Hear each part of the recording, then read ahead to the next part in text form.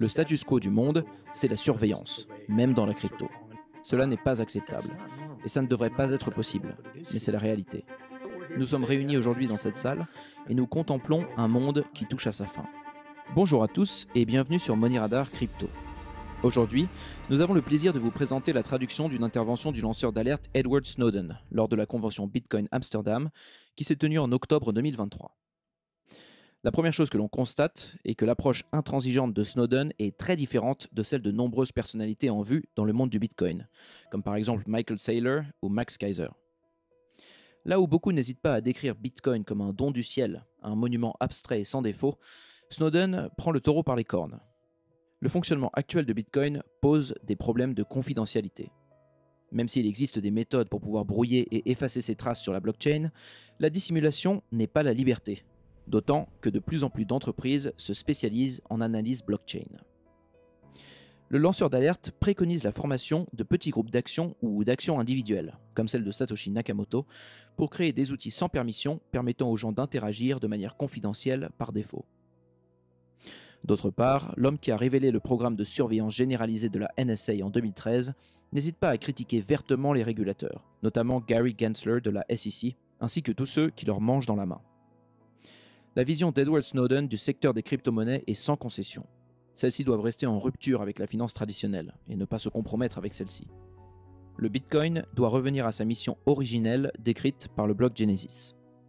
Les protocoles crypto doivent devenir autant d'armes disponibles pour que la population puisse se défendre efficacement contre l'émergence d'une société de surveillance panoptique et dystopique. Sans plus attendre, voici l'appel à la résistance numérique d'Edward Snowden. Mais avant, je tenais à vous parler de notre tout nouveau partenaire de confiance, l'échange de crypto-monnaies BitGet. Pourquoi BitGet ?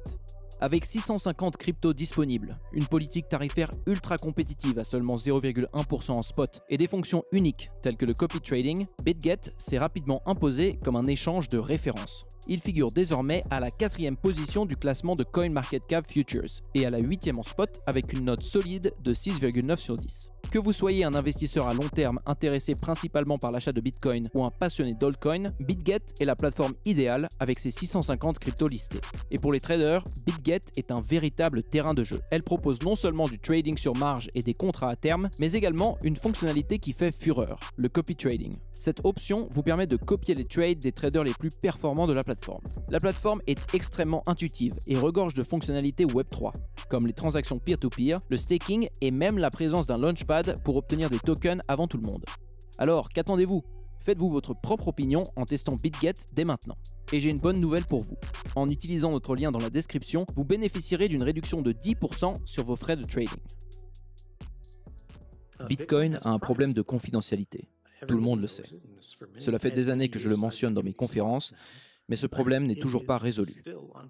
En fait, c'est le monde entier qui a un problème de confidentialité. Très bien, mais que faire pour le résoudre ? Je sais déjà que certaines personnes dans la salle doivent se dire « Pas de souci, je peux utiliser CoinJoin et effacer mes traces en brouillant les pistes avec 200 cycles de mixage. » Et si c'est ce que vous pensez, j'ai envie de vous dire « Cool, je suis très fier de vous si vous savez que c'est possible, mais ce n'est pas une solution. » Notre objectif ne devrait pas être de réussir à nous contorsionner pour passer par les interstices d'une tyrannie omniprésente. Ça ne peut pas être la solution. Nous ne devrions pas vouloir un monde dans lequel les gens normaux acquièrent et maintiennent les multiples connaissances nécessaires pour affronter un tel système. La solution ne peut pas être de demander aux gens d'être parfaitement compétents pour pouvoir naviguer dans un enfer kafkaïen de smartphones, de mouchards qui vous suivent et de réseaux sur écoute. On ne peut pas demander ça à quelqu'un qui souhaite simplement interagir avec d'autres membres de la société avec un niveau de sécurité minimal. Si vous vous dites « j'utilise un VPN, différentes sortes de bloqueurs, des logiciels contre le traçage, un navigateur sécurisé et ainsi de suite », vous devez comprendre que ce n'est pas une solution au problème auquel nous sommes confrontés. Ces technologies ne profitent qu'à la minuscule fraction de la population capable de les utiliser. La solution doit être collective. Il faut que nous atteignions une masse critique. Plus une communauté devient exclusive à cause de la quantité de connaissances nécessaires pour y contribuer, plus elle sera minoritaire. Il faut que nous admettions ce constat. Le status quo du monde, c'est la surveillance, même dans la crypto. Les analyses on-chain et cross-chain se répandent pour suivre les transactions entre différents écosystèmes. On peut le voir tout le temps sur Twitter. Il y a souvent des publications disant qu'une personne donnée a bougé des fonds d'un point A à un point B. Cela n'est pas acceptable, et ça ne devrait pas être possible, mais c'est la réalité. La surveillance généralisée pénètre partout. Elle se trouve ici, dans cette salle de conférence, sur votre mobile, dans votre poche, sur le Wi-Fi, dans les caméras devant lesquelles vous êtes passé pour entrer dans cette pièce. Celle-ci intègre maintenant par défaut un algorithme de reconnaissance des visages et des véhicules. Cet algorithme est présent sur la puce des caméras sans qu'il soit nécessaire de débourser le moindre euro supplémentaire. Il suffit simplement d'activer cette fonction dans le logiciel.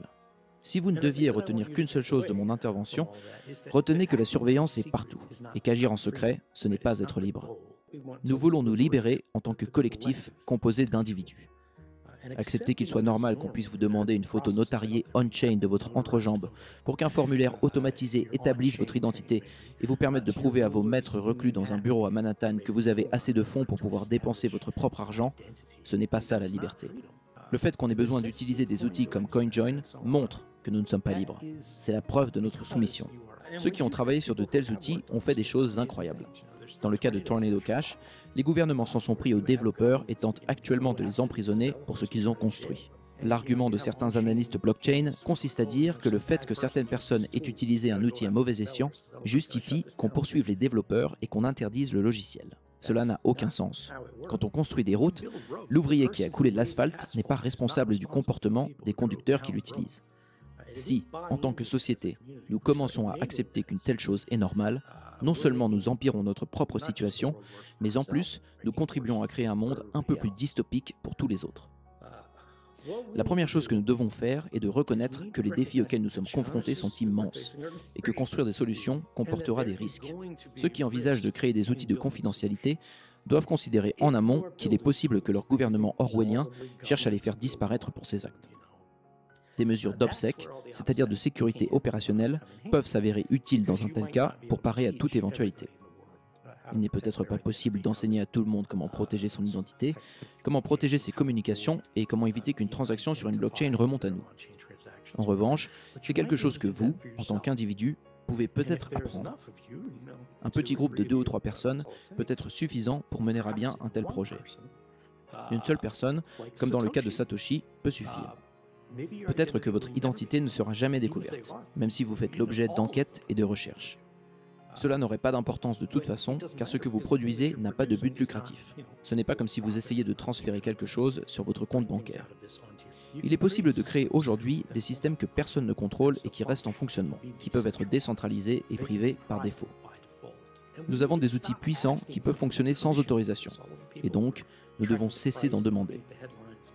Je voudrais dire à tous les gens qui suivent les prix, qui regardent les gros titres et qui parlent sans cesse de la SEC et de ce qu'elle décide, que Gary Gensler n'est pas papa Bitcoin. Je me fiche de ce qu'il pense, et je pense que vous devriez en faire de même. Je pense que quand on regarde l'influence que ces institutions ont sur l'écosystème, on ne peut pas nier qu'il y a des aspects positifs. Je ne dis pas qu'il n'y aura pas de flux monétaires institutionnels qui feront augmenter le prix du Bitcoin et qui rendront beaucoup de gens heureux. Tout cela est très bien, mais vous devez aussi comprendre qu'une telle évolution signifie plus de bureaux à Manhattan, plus de processus institutionnels et beaucoup plus de pression pour qu'on se soumette à ces mécanismes qu'on ne contrôle pas et qu'on ne peut pas influencer. Nous devons au contraire nous concentrer sur ce sur quoi nous pouvons avoir un impact. Et il se trouve qu'il y a beaucoup de choses que nous pouvons influencer. Beaucoup de gens sont enthousiasmés par les décisions de la SEC et par des choses comme les stablecoins par exemple, parce qu'il existe une réelle demande pour ces produits financiers. Les stablecoins sont un moyen de se prémunir contre la volatilité du secteur. Si vous voulez prendre part à ce genre de système hérité, vous êtes libre de le faire si vous le souhaitez. Mais pourquoi essayer d'imiter le dollar? Libérez-le, emparez-vous-en, appropriez-le vous, décentralisez-le, rendez-le privé et confidentiel. À ma connaissance, aucune des stablecoins qui existent actuellement n'est privée par défaut. Il y en a qui, au moins, n'ont pas de liste noire, contrairement à Tether ou à USDC. Mais il reste important de dire qu'un tel projet stablecoin ne suffirait pas, tout comme Bitcoin ne suffit pas. Bitcoin est très puissant et très utile tel qu'il est. Il fut un temps où tout le monde pensait que les paiements Bitcoin étaient privés, simplement parce qu'il n'y avait pas de nom directement associé à une adresse donnée. Certaines personnes, notamment certains journalistes qui n'ont manifestement toujours pas compris, parlent souvent de Bitcoin comme étant une monnaie numérique anonyme. Nous savons que ce n'est pas le cas. Le ledger de Bitcoin est toujours accessible en clair, et le niveau de sophistication des entreprises qui l'analysent ne fait que croître. En 2013, j'ai utilisé Bitcoin pour payer les serveurs qui hébergeaient les fichiers d'archives de preuves d'une politique de surveillance généralisée qui ont été transmis aux journalistes. Je n'ai pas fait cela avec un niveau de confidentialité extraordinaire, car je savais que les pistes, après un certain temps, mèneraient inévitablement vers moi. C'était juste une façon de gagner du temps, et je savais qu'ils n'étaient pas encore très sophistiqués dans le domaine de l'analyse blockchain. Je savais qu'ils allaient devoir trouver une chose, puis une autre et encore une autre, pour pouvoir enfin faire les connexions nécessaires et pour remonter à mon identité. Et je savais aussi qu'à ce moment, je serais déjà bien loin. Mais qu'en est-il du futur? Et même aujourd'hui, si quelqu'un fait quelque chose comme ça, je ne suis pas sûr qu'il puisse s'en sortir aussi bien que moi. S'il y a une nouvelle révélation à la NSA, j'imagine qu'il leur suffira d'obtenir la liste de leurs employés qui ont un compte Coinbase et de la croiser avec leurs informations sur les personnes susceptibles de faire ça. En 2 secondes, le serveur sortira une liste de 25 personnes, leur date d'achat et de vente, leur niveau d'activité on-chain et ainsi de suite. À partir de là, il leur suffit de se demander lesquels avaient accès aux documents divulgués pour faire rapidement rétrécir le groupe de suspects potentiels. Une fois qu'il n'en reste plus que 3, ils peuvent les interroger dans une pièce et les mettre sous pression pour être à peu près sûrs de savoir lequel est le coupable. À ce stade, c'est impossible de s'en sortir puisque les gens se comportent différemment dans une telle situation s'ils ont commis l'infraction qui leur est reprochée. Bref, ce que je veux dire, c'est que les progrès de l'analyse blockchain se traduisent par un rétrécissement de notre espace de liberté, où nous pouvons inventer, créer et effectuer des transactions. Ces espaces sont plus restreints qu'ils ne l'étaient par le passé et ne cessent de se resserrer. À quel moment déciderons-nous de réagir? Et refuserons-nous qu'ils envoient nos développeurs en prison? À quel moment déciderons-nous de ne plus nous soumettre à leur autorité? Car c'est ça la mission originelle de Bitcoin. C'est clair si vous vous souvenez du bloc Genesis et de ce qui a été inscrit dedans. Nous constatons que le risque de faillite bancaire augmente à mesure que les pertes sur obligations se creusent, et nous sommes sur le point de connaître un nouveau moment de crise systémique. Je ne pense pas que le récit que nous offrons au monde aujourd'hui soit à la hauteur de cet objectif initial. Mais il pourrait l'être, et il devrait l'être. De nouvelles innovations passionnantes continuent de voir le jour. L'une des choses qui m'a vraiment intéressé dernièrement est Nostr, un réseau social décentralisé et résistant à la censure. L'une des raisons pour lesquelles ce protocole est si puissant a trait aux nombreux problèmes que nous avons avec la censure et le déplatforming, que ce soit sur Twitter, Facebook, Instagram ou autres. Mastodon, c'est assez sympa, mais en fin de compte, c'est juste 1 million de petits censeurs au lieu d'un point de contrôle central. L'autre raison qui fait que Nostr est important, c'est qu'il essaie depuis le début de conceptualiser l'intégration de la liberté d'expression et du libre-échange, avec des paiements ouverts, instantanés et immédiats.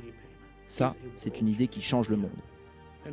Nous sommes réunis aujourd'hui dans cette salle et nous contemplons un monde qui touche à sa fin. Mais si nous avons de la chance et que nous avons la bonne idée, cela pourrait tout changer. Je suis sûr que vous en avez dont personne n'a encore entendu parler. Et ces idées pourraient être le début d'un monde nouveau. Alors mettons-nous au travail. Merci beaucoup. Merci d'avoir suivi cette vidéo jusqu'au bout. Et avant de se quitter, si vous souhaitez acheter ou spéculer sur les crypto-monnaies, pensez à faire un tour sur la plateforme BitGet. Avec 650 cryptos disponibles et des frais parmi les plus compétitifs du marché, vous serez au bon endroit pour faire vos emplettes. Alors rendez-vous en description pour bénéficier de 10% de réduction sur vos frais de trading en exclusivité via notre lien. À très bientôt sur Money Radar.